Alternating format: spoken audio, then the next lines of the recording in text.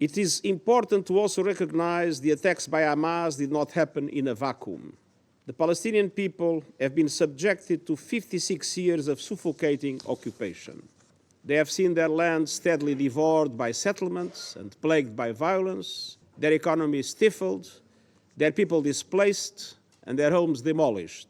Their hopes for a political solution to their plight have been vanishing. But the grievances of the Palestinian people cannot justify the appalling attacks by Hamas, and those appalling attacks cannot justify the collective punishment of the Palestinian people.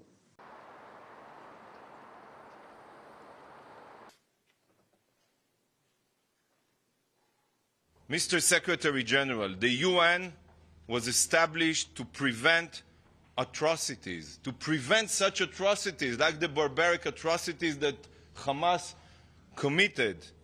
But the UN is failing. The UN is failing, and you, Mr. Secretary General, have lost all morality and impartiality. Because when you say those terrible words that these heinous attacks did not happen in a vacuum, you are tolerating terrorism. And I think that the Secretary General must resign.